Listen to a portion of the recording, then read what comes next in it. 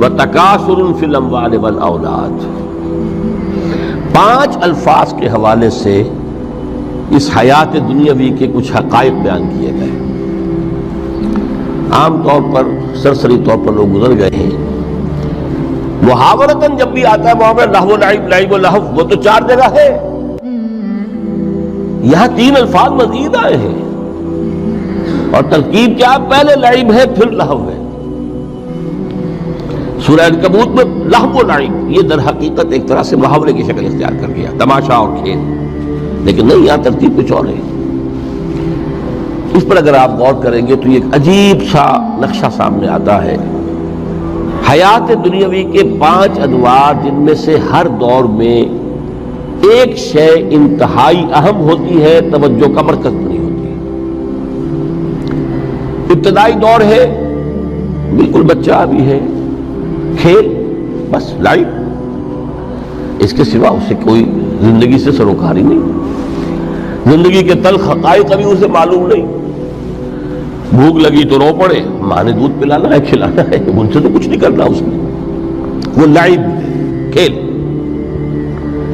لیکن تھوڑا سا آگے چلتے ہیں، ٹین ایجر سٹیج میں جب داخل ہوتا ہے آدمی، تو اب وہ نرا کھیل، معصومانہ کھیل نہیں رہتا، اس میں تلذذ، سینشول گریٹیفیکیشن کا عنصر شامل ہو جاتا ہے۔ اب اس کا کہا لہو، اعلموا انما الحیات الدنیا لعب و لہو۔ ذرا آگے بڑھیے تو انسان پر سب سے زیادہ دھن سوار ہو جاتی ہے، بناؤ سنگھار، میرا لباس فیشن کے مطابق ہو، کہیں ایسا نہ ہو مذاق اڑے۔ اپنے لباس کے بارے میں بہت کانشیس ہوگا، اپنے ہیئر کٹ کے بارے میں بہت کانشیس ہوگا، ہر چیز کے بارے میں بہت کانشیس۔ زینت، بناؤ سنگھار، آرائش، زیبائش۔ اس سے ذرا آگے گئے، تکاثر فی الاموال والاولاد، تفاخر بینکم۔ یہ سمجھیے کہ تقریباً 30 برس کی عمر جب انسان کی ہوتی ہے، اب فخر، تفاخر، یا دولت پر فخر ہوگا، یا نسب پر فخر ہوگا، یا اپنی کسی سیاسی حیثیت پر فخر ہوگا، اپنی چودراہٹ پر فخر ہوگا۔ تفاخر بینکم، جس میں جان میں چونکہ توانائی ہوتی ہے، قوت ہوتی ہے، لیکن اس کے بعد جب عمر ڈھلی، بڑا ریئلسٹک ہو جاتا ہے انسان۔ پھر یہ جو 4تھی سٹیج تھی، اس میں تو یہ کہ نوچ نیچی نہ ہو، چاہے سب کچھ میں اپنا خرچ کر دوں، داؤ پہ لگا دوں، لیکن نوچ نیچی نہیں ہوگی۔ آخری سٹیج وہ ہوتی ہے کہ پھر ہوکا لگ جاتا ہے آدمی کو، تکاثر فی الاموال والاولاد، مال اور اولاد کی کثرت، کثرت، کثرت۔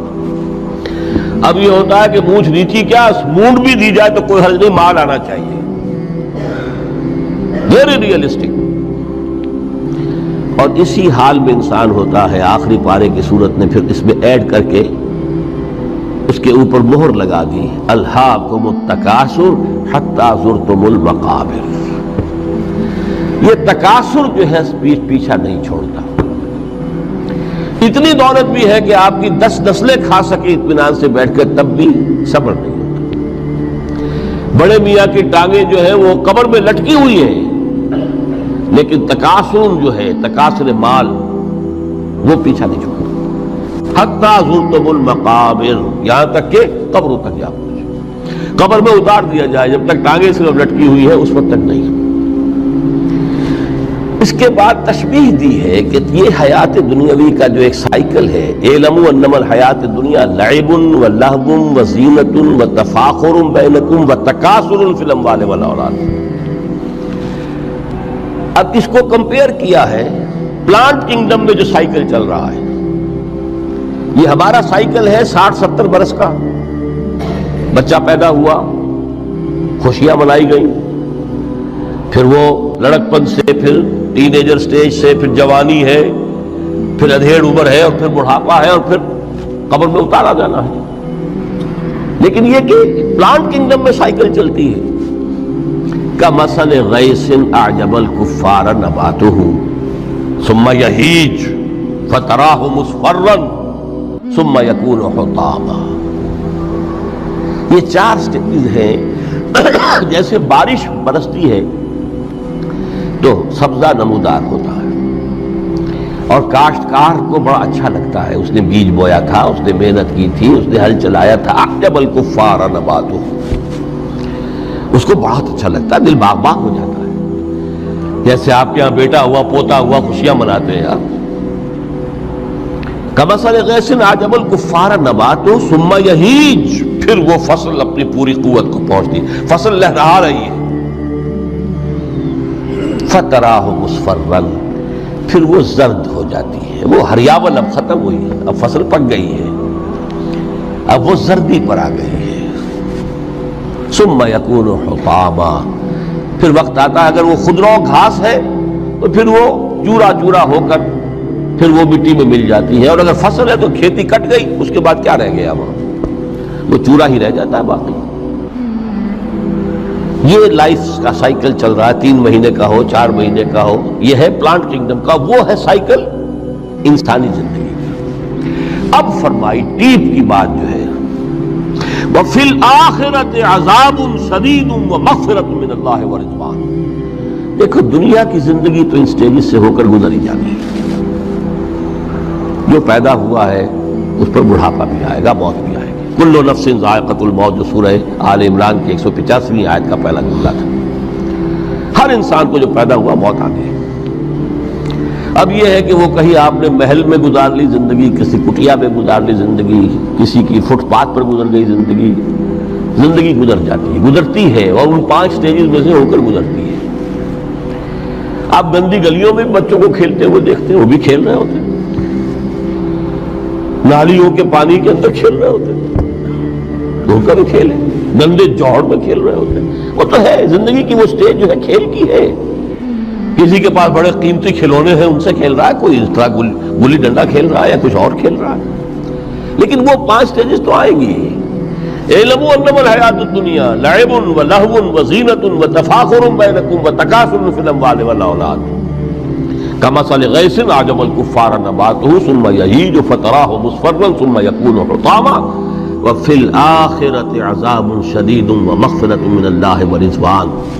آخرت میں جا کر یہ بائیفرکیشن ہو جانی ہے, یا تو شدید عذاب اور یا اللہ کی مغفرت اور رضا.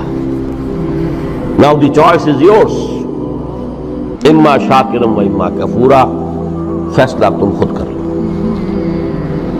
وما الحیات الدنیا الا متاع الغرور. یہاں بھی آخری الفاظ وہ ہے کہ دنیا کی زندگی دھوکے کے سوا کچھ نہیں. کیوں؟ اگر تو دنیا کی زندگی میں گم ہو گئے, جیسے کہ اقبال نے کہا ہے کہ کافر کی یہ پہچان کے آفاق میں گم ہے, اور مومن کی یہ پہچان کے گم اس میں ہے آفاق. دنیا میں رہو, طالب دنیا نہ بنو, طالب عقبہ, طالب آخرہ. دنیا میں رہو, برتو, استعمال کرو, تمہارے لیے پیدا کیا گیا بھائی, برتو. متاع ہے, برتنے کی شے ہے. ہاں حلال اور حرام کی پابندیاں سامنے رکھو, باقی برتو. مطلوب یہ نہ ہو, مقصود یہ نہ ہو, مطلوب آخرہ ہو. انما الدنیا خلقت لکم وانتم خلقتم للآخرہ. منزل وہ رہے, مستحضر رہے, سامنے رہے کہ میں تو اجنبی ہوں, یہاں یہ میرا وطن نہیں ہے. الدنیا سجن المومن و جنت الکافر. جیسے کسی پرندے کو کسی پنجرے میں بند کر دیا گیا ہو, اس طرح ہمیں اس دنیا میں بھیج دیا گیا. اللہ کی مرضی ہے, اس نے بھیجا ہے. جب تک وہ چاہتا ہم رہیں گے یہاں, لیکن ہمارا دل یہاں نہیں لگے گا.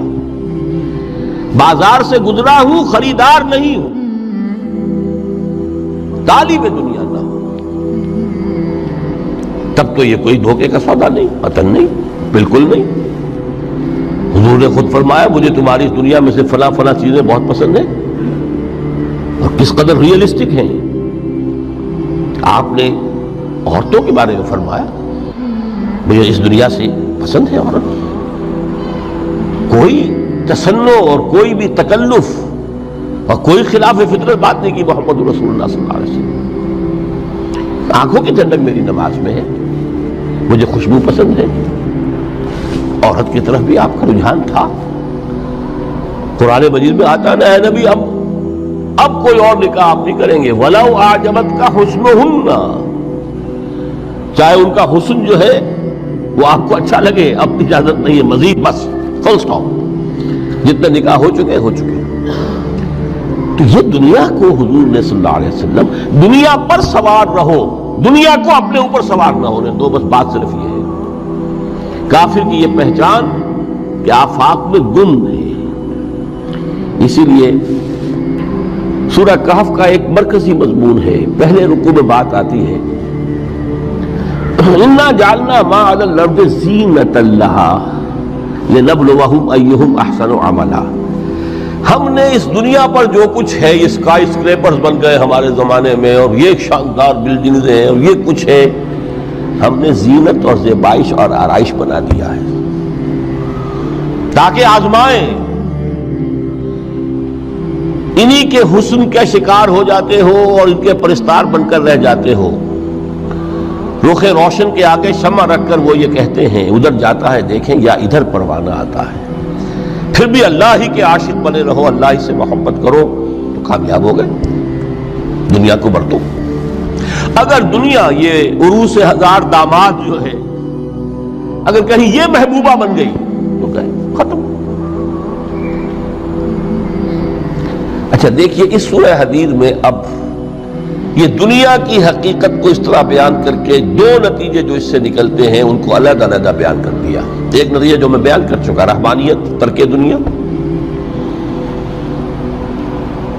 اس کی نفی کرتے ہوئے فرمایا وَلَقَدْ أَرْسَلْنَا نُوحًا وَإِبْرَاهِيمَ وَجَعَلْنَا فِي ذُرِّيَّتِهِمَا النُّبُوَّةَ وَالْكِتَابَ فَمِنْهُمْ مُهْتَدٍ وَكَثِيرٌ مِّنْهُمْ فَاسِقُونَ ثم قفينا على آثارهم برسلنا وقفينا بعيسى ابن مريم وآتيناه الإنجيل وجعلنا في قلوب الذين اتبعوه رأفة ورحمة ورهبانية ابتدعوها ما كتبناها عليهم۔ اصل مضمون یہ تھا جس کے لیے تمہید اتنی لمبی باندھی، ہم نے نوح کو بھیجا، ابراہیم کو بھیجا، ان کی اولاد میں ہی نبوت اور کتاب رکھ دی، پھر ان کے نقش قدم پر ہم نے اٹھایا عیسیٰ ابن مریم کو، انہیں انجیل دی، اور جو لوگ ان پر ایمان لائے ان کے دلوں میں رحمت اور رافت کے جذبات پیدا کر دیے، انسانی ہمدردی۔ حضرت عیسیٰ کا جو اپنا مزاج تھا، ظاہر بات ہے کہ آپ کے حواریین اور آپ پر ایمان لانے والوں میں اسی کا ایک عکس پیدا ہونا تھا،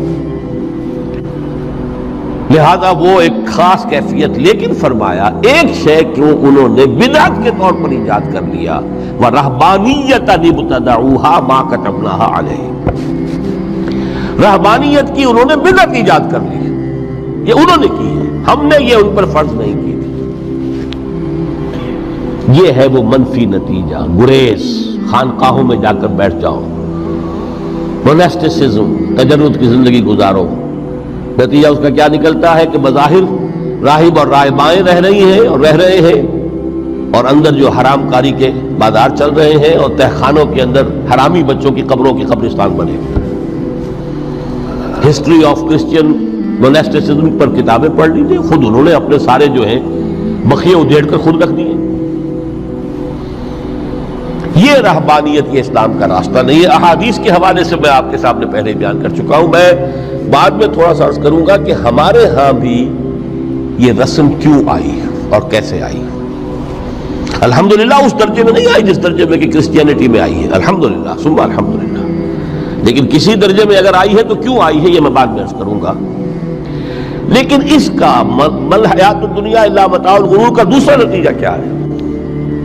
پہلا نتیجہ تھا گریز کا، پسپائی کا، فرار کا، معاشرے سے نکل بھاگنے کا، تاکہ معاشرے میں اشرار کھل کھیلیں، جو چاہیں کریں۔ ایک راستہ یہ ہے، ترک دنیا کے معنی ہے ترک لذات دنیاوی، آسائشوں کو ترک کرنا، سختیاں جھیلنا، کس لیے؟ تاکہ دنیا سے ظلم کا خاتمہ، باطل کا تختہ الٹ دیا جائے، ظلم کا استیصال۔ ظاہر بات ہے ظالم آسانی سے ظلم نہیں چھوڑے گا، ایکسپلائٹر واضح و نصیحت سے اپنے ایکسپلائٹیشن سے باز نہیں آئے گا.